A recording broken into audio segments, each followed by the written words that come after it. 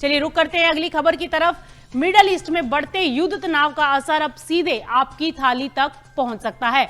वैश्विक कमोडिटी बाजार में खाद्य तेल और अनाज की कीमतों में जोरदार उछाल देखने को मिला है। रिपोर्ट्स के अनुसार पाम ऑयल की कीमतों में करीब 10% तक की जबरदस्त तेजी देखने को मिली है और ये 2022 के बाद सबसे बड़ा उछाल है, जब इंडोनेशिया ने निर्यात पर अस्थायी प्रतिबंध लगाया हुआ था। सोयाबीन ऑयल फ्यूचर्स में भी भारी तेजी देखने को मिली है। शिकागो बाजार में भी कीमतें 5% तक बढ़ती हुई दिखाई दी हैं और लगातार 11वें दिन की ये तेजी है, जो 2008 के बाद सबसे लंबी रैली मानी जा रही है। ये ऐसे में अनाज बाजार भी इसमें पीछे नहीं रहा। गेहूं वायदा कीमतों में भी 3% से ज्यादा उछाल दर्ज किया गया है और भाव लगभग 2 साल के ऊपरी स्तरों के करीब पहुंच गए हैं।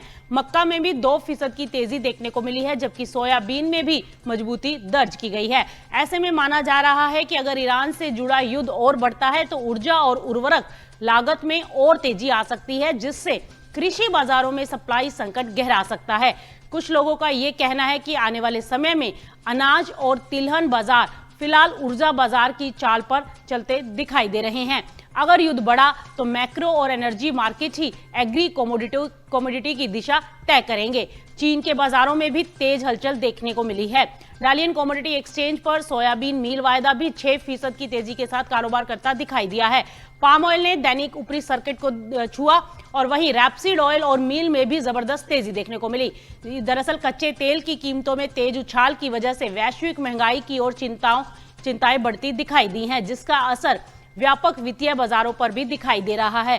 ऐसे में जानकार ये चेतावनी दे रहे हैं कि अमेरिका में उपभोक्ताओं को इसका असर तुरंत ईंधन कीमतों में देखने को मिल सकता है और बाद में खाद्य महंगाई के रूप में ये सामने आएगा।